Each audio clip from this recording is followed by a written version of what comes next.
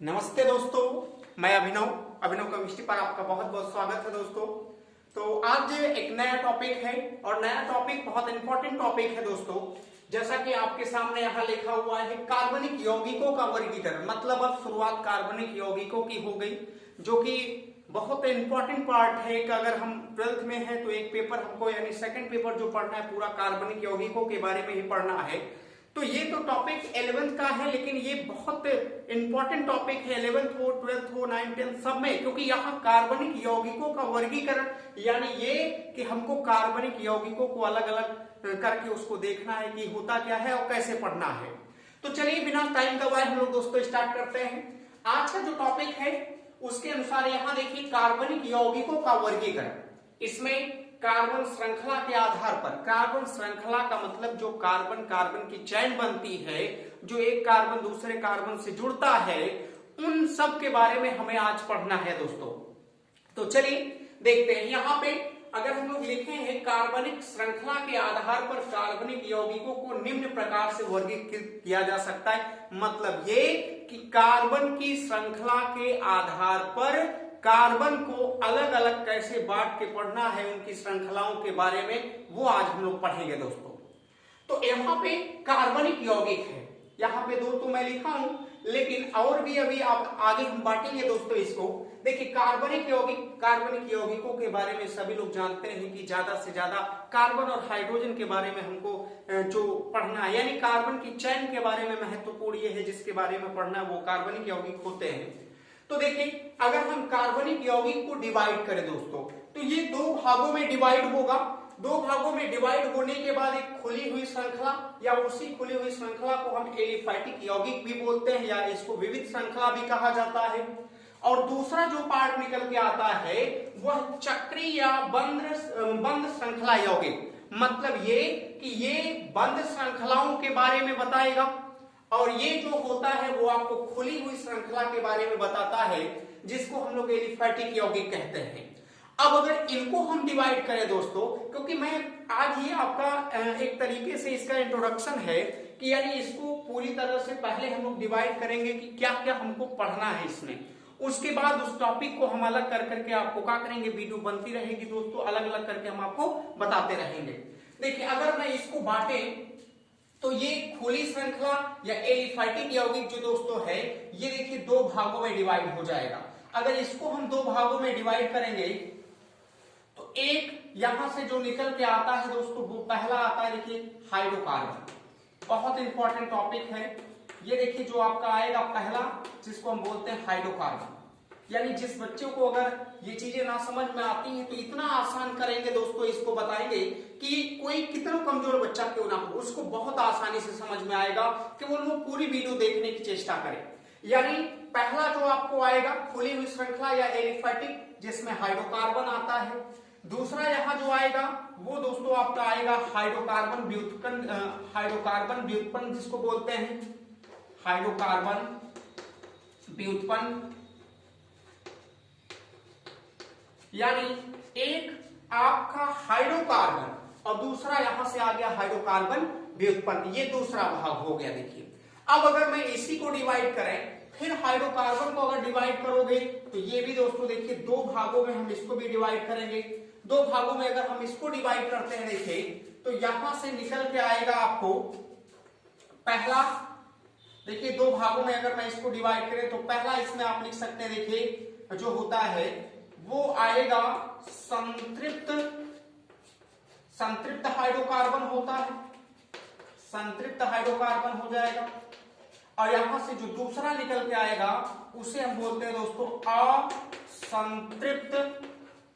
असंतृप्त hydrocarbon. इनके बारे में भी हम आपको बताएंगे, अभी तो केवल ये डिवाइड किया जा रहा है, क्या क्या पढ़ना है पहले हम उसको देख लेते हैं, उसके बाद हम इसके बारे में आपको पूरा डिटेल बताएंगे कि हाइड्रोकार्बन का होता, हाइड्रोकार्बन व्युत्पन्न क्या है, एलिफैटिक या खुली हुई श्रृंखला क्या है, बंद श्रृंखला क्या है, इस सब के बारे में भी आपको हम बताएंगे। लेकिन अभी जो टॉपिक है ये कि हमें पढ़ना क्या क्या है पहले हम लोग देख लेते हैं। तो हमने चलना शुरू किया खुली हुई श्रृंखला या एलिफैटिक में। मैंने कहा इसको दो भागों में डिवाइड करेंगे दोस्तों, एक हाइड्रोकार्बन और दूसरा हाइड्रोकार्बन व्युत्पन्न, मतलब जो हाइड्रोकार्बन से निर्मित होगा। और अगर हाइड्रोकार्बन को डिवाइड करोगे तो पहला भाग आता है संतृप्त हाइड्रोकार्बन और दूसरा भाग आता है क्या दोस्तों, असंतृप्त हाइड्रोकार्बन। या संतृप्त हाइड्रोकार्बन को ही अगर हम बात करें तो इसी को हम एल्केन या पैराफिन भी बोलते हैं दोस्तों। अगर इस असंतृप्त में बात करेंगे तो एल्कीन और एल्काइन भी आएगा फिलहाल। तो ये कहने का मतलब है कि ये इसका भाग, इसके भाग को अगर हम डिवाइड करते हैं, देखते हैं दोस्तों, चक्रीय है। चक्रीय में अगर हम लोग देखेंगे तो यहां से भी दो भागे आएंगे, यानी चक्रीय या बंद श्रृंखला का मतलब ये कि जो चारों तरफ से क्या होगी, बंद होगी, यानी सीधी नहीं। जैसे इसमें है, इसमें हम सीधी रेखाओं को अगर हम इस तरह से सीधी रेखा कार्बन कार्बन की चेन को जोड़ते चले जाएं तो एक सीधी रेखा कार्बन की बनेगी, लेकिन इसमें ऐसा नहीं करना है। इसमें जो कार्बन की श्रृंखला बनती है वो चारों तरफ से क्या होगी, बंद होगी, तब उसे हम कहते हैं बंद श्रृंखला या चक्रीय श्रृंखला। अब चक्रीय है तो इसको डिवाइड करेंगे दोस्तों तो यहां से निकल के आएगा एक समचक्रीय और एक विषम चक्रीय आएगा। देखिए लिखें अगर दोस्तों यहां, तो अगर इसको हम तोड़ते हैं तो यहां से लिखेंगे तो समचक्रीय यौगिक हो जाएगा, एक लिख दिया गया समचक्रीय यौगिक। और दूसरा यहां अगर हम देखेंगे तो दूसरा निकल के आता है दोस्तों विषम चक्रीय, विषम चक्रीय यौगिक। ये देखिए, यानी आपको अगर हम कार्बनिक यौगिक को अगर हम श्रृंखला के आधार पे केवल डिवाइड कर रहे हैं दोस्तों, यहां पे जैसा ऊपर मैं इसीलिए बार बार लिखा भी हूं। अब समचक्री ये भी दो भागों में डिवाइड होगा। अगर मैं इसको डिवाइड करता हूं देखिए तो एक यहां से दोस्तों निकल के आता है एलिसाइक्लिक और एक जो आता है वो आता है आपका एरोमेटिक। यहां अगर हम लोग देखेंगे, देखिए इसको डिवाइड करेंगे तो यहां से आएगा एक एलिसाइक्लिक,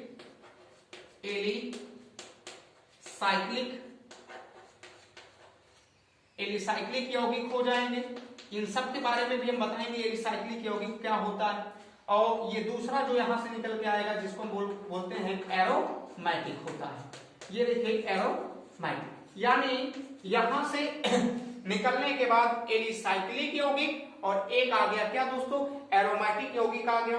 अब इन सब के बारे में भी हम लोग को पढ़ना पड़ेगा, ठीक है। तो अभी मैंने बहुत ज्यादा नहीं डिवाइड किया, अभी इसके बाद भी होंगे, लेकिन वो कॉमन चीजें हैं वो पढ़ाते समय आपको सारी चीजें आ जाएंगी। लेकिन जो महत्वपूर्ण टॉपिक थे, अब जैसे इसमें है एलिसाइक्लिक में, ये तो एरोमेटिक है, एरोमेटिक में बेंजाइड एरोमेटिक भी हो सकता है, नॉन बेंजाइड एरोमेटिक भी हो सकता है, इसके अंतर्गत आएंगे। एलिसाइक्लिक में भी आएगा।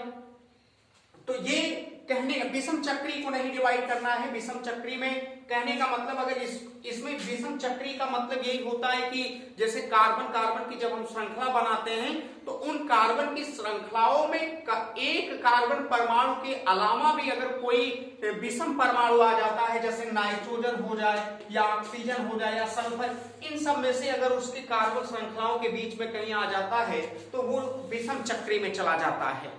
तो ये डिवाइड किया गया। अब इनके बारे में अलग अलग पढ़ेंगे। अगर इसको हम डिवाइड करते हैं दोस्तों, संतृप्त को आप एल्केन भी कह सकते हैं, संतृप्त का एल्केन, या इसी संतृप्त को हम लोग पैराफिन भी बोलते हैं। देखिए पैराफिन कहिए, चाहे इसको आप क्या कह सकते हैं, एल्कीन, एल्केन कह सकते हैं। असंतृप्त में दो आते हैं, एक आपका एल्कीन आता है और एक अगर उसके बाद देखेंगे तो क्या आता है, एल्काइन। यानी दो लोग, यानी दो असंतृप्त में आते हैं और इसमें एल्केन में ये संतृप्त हाइड्रोकार्बन में चाहे एल्केन कहिए चाहे इसी को आपका बोला जा सकता है पैराफिन बोल सकते हैं। तो चलिए ये था, इनको हमने डिवाइड किया कैसे कैसे, ये तोड़ के मैंने आपको बताया। अब दोस्तों अलग अलग के बारे में, एलिफैटिक या खुली श्रृंखला क्या होती है, या चक्री या बंद श्रृंखला क्या होती है, यहां से हाइड्रोकार्बन क्या है, यहां हाइड्रोकार्बन व्युत्पन्न क्या है, संतृप्त हाइड्रोकार्बन क्या होता है, असंतृप्त हाइड्रोकार्बन क्या है, यहाँ एल्केन या पैराफिन क्या है, हाइड्रोकार्बन एल्कीन या एल्काइन क्या है, इन सब के बारे में अलग अलग हम लोग पढ़ेंगे। और समचक्रीय यौगिकों में मैंने कहा एलिसाइक्लिक और एरोमेटिक, इन दोनों के बारे में, क्योंकि ये बहुत महत्वपूर्ण है। एक आएगा विषम चक्री, तो इन सब के बारे में भी हम लोग बारी बारी से क्या करेंगे, पढ़ेंगे दोस्तों। तो चलिए ये तो आपका एक यौगिकों के बारे में मैंने आपको बता दिया। अब इनको अलग अलग करके दोस्तों हम लोग पढ़ते हैं। चलिए, हाँ यहाँ पे एक और जो छोटा, अगर इसमें हम लोग, मैंने कहा आपको कि अगर इसको भी अगर डिवाइड करना चाहोगे तो एक ये बेंजाइड और ये नॉन बेंजाइड में भी टूट जाएगा, तो बेंजाइड और नॉन बेंजाइड ये भी आएगा इसके अंतर्गत, तो आप उसको भी थोड़ा सा यहाँ पे आप लिख सकते हैं, लेकिन मैं इसको अलग करके जब पढ़ाऊंगा तो वो हेडिंग के तौर पे आपको मिलेगा। चलिए दोस्तों, हम लोग आगे चलते हैं, देखते हैं। आगे चलने का मतलब है कि इनमें पहले, सबसे पहला जो मैंने कहा बंद श्रृंखला या खुली हुई श्रृंखला, ये बंद और खुली हुई श्रृंखलाएं जो हैं उनके बारे में पहले हम लोग अध्ययन करें, क्योंकि वहीं से शुरुआत है। तो पहले खुली श्रृंखला या एरोमेटिक आप कहिए उसको, या विविध श्रृंखला आप कहिए बच्चों, या उसको आचक्री आप भी कह सकते हैं। देखिए, तो अगर मैं उसको हेडिंग बनाऊं दोस्तों, यानी सीधी सीधी बात है कि एलिफैटिक के नाम से आप जानिए इसको,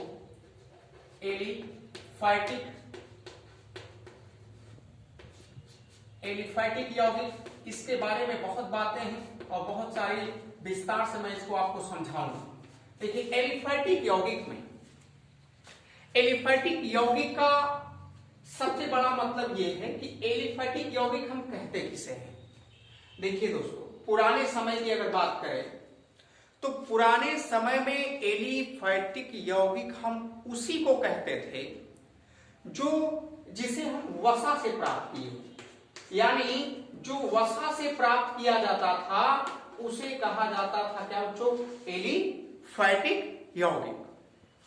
और एलिफैटिक में अगर हम ग्रीक शब्द का प्रयोग करें, ग्रीक शब्द होता है जिसको हम एलिफर कहते हैं। एलिफर का मतलब ही होता है कि वसा से।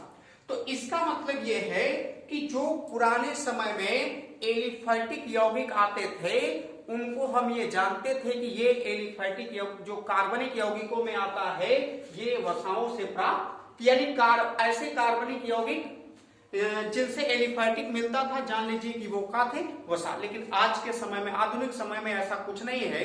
आधुनिक समय में ये जाना जाता है कि जितनी भी कार्बन की श्रृंखलाएं खुली हुई हैं वो सभी खुली हुई श्रृंखलाएं एलिफैटिक यौगिक के अंतर्गत क्या होती हैं, आती हैं। यानी अगर अब आपसे पूछता है कोई, हालांकि उनको पुरानी बातें भी आपको बतानी पड़ेगी, समझानी पड़ेगी, कि कोई पूछ लिया कि एलिफैटिक यौगिक कहां से, तो बता सकते हैं कि एलिफैटिक यौगिकों को पुराने समय में हम लोग कहते थे कि वो क्या है, वसाओं से उसको प्राप्त किया जाता था, यानी वसाओं से जिन्हें प्राप्त किया जाता था उसे हम लोग कहते थे एलिफैटिक यौगिक। लेकिन आज के समय में ऐसा कुछ भी नहीं है। आज के समय में हम लोग आधुनिक समय में यही जानते हैं कि एलिफैटिक यौगिक हम उन्हें कहते हैं जिनकी श्रृंखलाएं खुली हों, चैन कार्बन की चैन बनती चली जाए लेकिन वो खुली रहे, जिसमें जो होगा चाहे वो शाखित श्रृंखला हो, चाहे वो सीधी श्रृंखला हो या अशाखित श्रृंखला हो, लेकिन सब इसमें आएंगे, एलिफैटिक में आएंगे। अब एलिफैटिक की, अगर हम एलिफैटिक यौगिकों की अगर परिभाषा लिखें दोस्तों, तो किसे इसकी परिभाषा क्या हो सकती है, तो सीधी सीधी बात है कि एलिफैटिक की परिभाषा अगर हम लोग लिखें तो लिख सकते हैं, देखिए, एलिफैटिक यौगिक जिनके या जिनमें दोनों किनारे स्वतंत्र हों। दोनों किनारों के स्वतंत्र होने का मतलब ये कि अर्थात वो परस्पर किसी से जुड़े ना, उन्हें हम क्या कहते हैं, एलिफैटिक यौगिक। मैं इसकी डिफिनीशन भी लिख देता हूं दोस्तों, डिफिनीशन लिखने में थोड़ा टाइम लगती है, वीडियो बड़ी हो जाती है, तो इसलिए हम थोड़ा सा समझाने पे ज्यादा भरोसा करते हैं। लिखने से तो लोग लिख लेते हैं लेकिन बाद में देख पाएंगे कि नहीं देख पाते हैं, और आज के बच्चे तो एकदम डिजिटल हैं।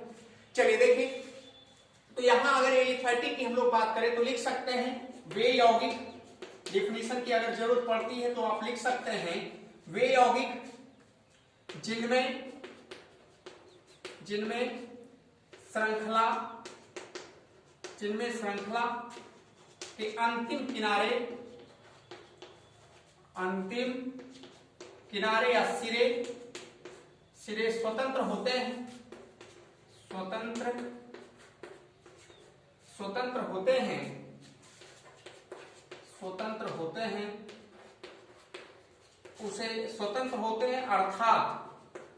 अर्थात परस्पर किसी से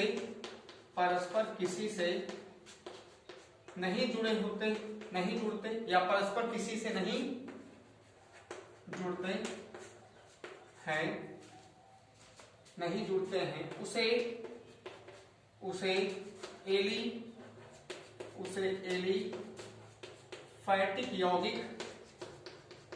एलिफैटिक यौगिक कहते हैं, या आप इसे आचक्रीय भी कह सकते हो, या खुली श्रृंखला भी आप कह सकते हो, या विविध श्रृंखला भी इसको हम लोग कह सकते हैं। तो ये डिफिनेशन की अगर आपसे कोई पूछता है कि एलिफैटिक यौगिक किसे कहते हैं, तो वो वे यौगिक जिनमें श्रृंखला के अंतिम सिरे स्वतंत्र होते हैं, अर्थात परस्पर किसी से नहीं जुड़ते हैं, उसे हम क्या कहते हैं, एलिफैटिक यौगिक कहा जाता है। ये मैंने दोस्तों लिख दिया, देखिए डिफिनेशन है और बहुत आसान, मैंने पहले भी आपको बता दिया। अब एग्जाम्पल में अगर एलिफैटिको यौगिकों को लिखें तो जैसे बहुत से आएंगे। अब जैसे अगर मैं यहाँ मान लीजिए सिंगल बॉन्ड CH3 CH2 लिख दे CH3। अब यहाँ पे देखें, अगर इस किनारे पर और इस किनारे पर देखेंगे तो अगर ये CH3 दोनों किनारों पर लग गया तो CH3 लगने का मतलब है कि ये परस्पर स्वतंत्र हैं। अब ये किसी से जुड़ नहीं सकते क्योंकि यहाँ पे इसकी वैलेंसी कंप्लीट है, आगे आप नहीं जोड़ सकते किसी को। यहाँ भी इसकी वैलेंसी कंप्लीट है तो आगे अब ये नहीं जुड़ सकता। इसका मतलब ये कि कार्बन हाइड्रोजन की ही चैन है, लेकिन ये कार्बन की एक सीधी रेखा है। आप नहीं देख रहे हैं कि ये कहीं एक दूसरे से कार्बन बंधे हैं, एक दूसरे से कहीं ये पूरी तरह से कहा है गोल, यानी चारों तरफ से घिरे नहीं, खुली है। अगर खुली श्रृंखला है तो किसके अंतर्गत आएगी, एलिफैटिक यौगिक के अंतर्गत आएगी। लेकिन अभी मैंने कुछ देर पहले आपको बताया कि एलिफैटिक में बच्चों खुली हुई श्रृंखला तो आती ही आती है, उसके साथ साथ हो सकता है कि जो श्रृंखला है वो शाखित भी हो सकती है। शाखित का मतलब ये, जैसे पेड़ होते हैं ना, पेड़ सीधे चले जाते हैं तो डाले निकली रहती ना, तो वो जो डाले रहती है लोग देहात भाषा में उसको कंछा कहते हैं। तो इसका मतलब वही यहाँ भी होता है कि अगर ये सीधी रेखा है तो ये खुली हुई रेखा है या खुली हुई श्रृंखला कह सकते हैं इसको। लेकिन अगर इन्हीं श्रृंखलाओं के बीच से, मतलब चारों तरफ से बंद ना हो, लेकिन अगर इन्हीं श्रृंखलाओं के बीच से अगर कहीं से ऊपर भी कोई कार्बन की अगर चैन बनती है तो उसी को हम लोग कहते हैं शाखित श्रृंखला। अब जैसे यहाँ पे है CH3 CH2 CH2 है, इसको हम बोल सकते हैं देखिए ये ब्यूटेन है, तो ब्यूटेन एक खुली श्रृंखला आ रही है। या अगर यही लिखते हैं हम लोग CH3 CH लिखते, यहाँ CH3 लगा दिया गया, नीचे CH2 है, फिर CH3 है। अब अगर यहाँ पे देखेंगे, देखिए तो नीचे भी एक लग गया, इसका मतलब ये एक है शाखित श्रृंखला है। ये कौन सी श्रृंखला में आएगा, शाखित श्रृंखला में आएगा।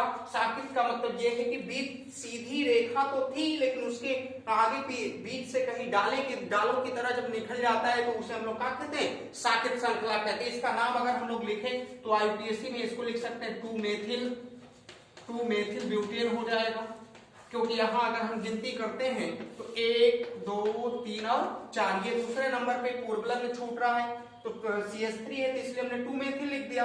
और कार्बन की श्रृंखला जो है 4 है, 4 को ब्यूट बोलते हो, सबके बीच में सिंगल बॉन्ड एन लगा देते हैं और हमको काम प्राप्त हो जाता है, ब्यूटेन प्राप्त हो जाता है। तो इसका मतलब यह है कि अगर आपको एलिफैटिक यौगिक कोई पूछता है तो उनको आप ये बता सकते हो जो अभी मैंने आपको बताया। और मैंने ये भी आपको बताया कि एलिफैटिक यौगिक जो होते हैं वो पुराने समय में वसाओं से प्राप्त किए जाते थे तो उसे एलिफैटिक यौगिक कहते थे।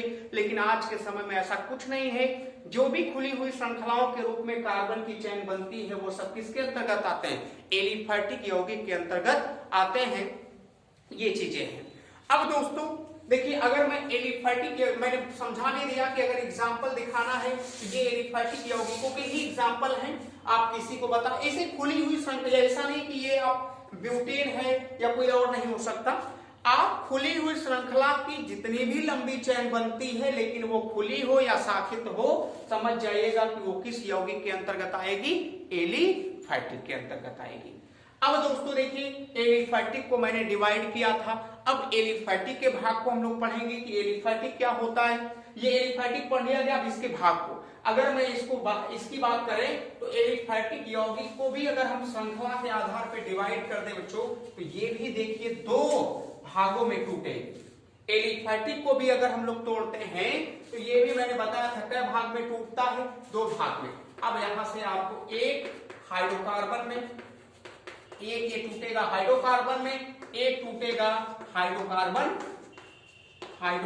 व्युत्पन्न में, हाइड्रोकार्बन व्युत्पन्न, ये दो बहुत इंपॉर्टेंट है, क्योंकि हाइड्रोकार्बन एक तरीके से रसायन विज्ञान की जान लीजिए ये पूरी कार्बनिक केमिस्ट्री जो जान है, अगर ये जिस बच्चे को आ रही है जान लीजिए केमिस्ट्री, उसको लगभग जान लीजिए केमिस्ट्री का वो सारा पोर्शन उसको अच्छे से आ रहा है। लेकिन इसीलिए मैं सिखा रहा हूं कि शुरुआत ये सबके लिए एलिजिबल है, यानी कोई भी इस चीज को पढ़ सकता है, क्योंकि एक तरीके से अभी कार्बनिक को मैं शुरू कर रहा हूं और कार्बनिक की शुरुआत है, इसके बाद क्रमबद्ध तरीके से ये आता चला जाएगा। देखिए, तो अब हम लोग नया टॉपिक जो आपका मैंने बताया कि इसके पार्ट को पढ़ेंगे, तो ये इसके जो पार्ट में पहला आता है वो है आपका हाइड्रोकार्बन। देखिए बहुत इंपॉर्टेंट टॉपिक है ये हाइड्रोकार्बन। हाइड्रोकार्बन को अगर हमने कहा हाइड्रोकार्बन, कोई पूछता है कि हाइड्रोकार्बन किसे कहते हैं, वे यौगिक जो केवल कार्बन और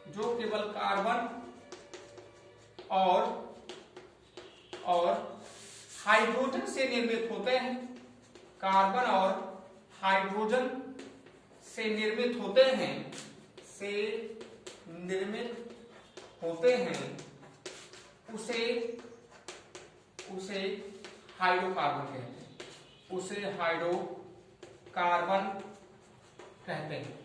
तो ये है, और बहुत आसान है, कुछ नहीं करना है दोस्तों, यानी ऐसा यौगिक जिसमें केवल कार्बन और हाइड्रोजन दिखते हैं, वो समझ जाइएगा कि किसका टॉपिक है, हाइड्रोकार्बन का है।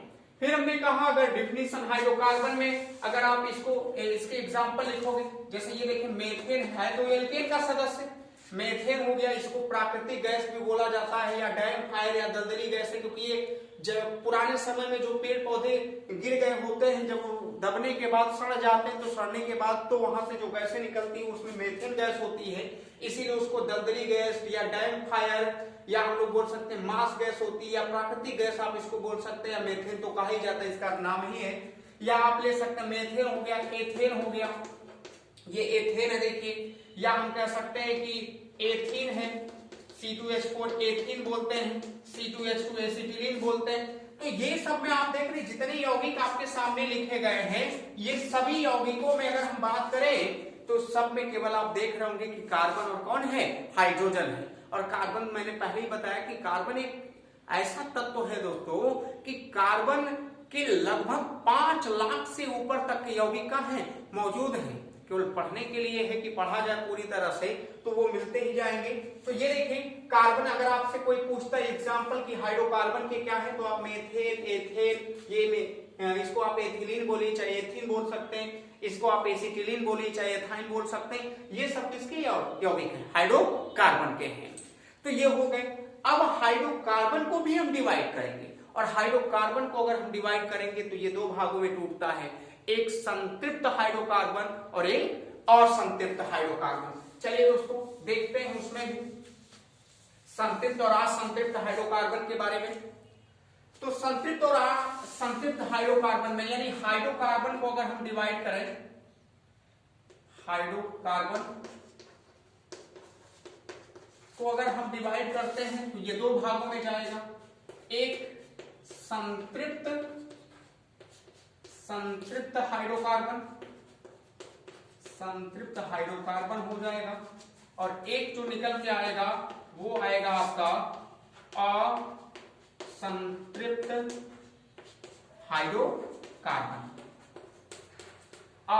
हाइड्रोकार्बन।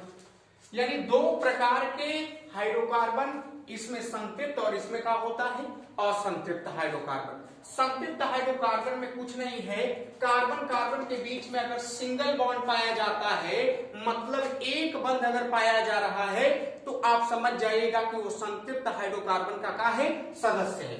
अगर कार्बन कार्बन के बीच में डबल बॉन्ड या कार्बन कार्बन के बीच में ट्रिपल बॉन्ड पाया जाता है, तो समझ जाइएगा दोस्तों कि ये आपके किसके यौगिक मिलेंगे, और संतृप्त में। ये तो मैंने एक छोटी सी पहचान थी कि अगर कार्बन की श्रृंखला दे दी गई आपको और कह दिया गया कि एल्केन, एल्कीन और एल्काइन पहचानना है, या आप कह सकते हैं कि संतृप्त या असंतृप्त पहचानना है, तो वहां कह सकते हैं कि कार्बन कार्बन के बीच में अगर सिंगल बॉन्ड है तो आप संतृप्त कहोगे, कार्बन कार्बन के बीच में अगर डबल या ट्रिपल है तो वो क्या कहलाएगा, असंतृप्त हाइड्रोकार्बन कहलाएगा दोस्तों। तो ये है आज का टॉपिक। अब अलग अलग करके हम इसको दोस्तों अगली वीडियो में आपको बताएंगे। तब तक के लिए धन्यवाद और पूरी तरह से आप इसको वीडियो देखिए, ज्यादा से ज्यादा लोगों तक शेयर करिए। धन्यवाद दोस्तों।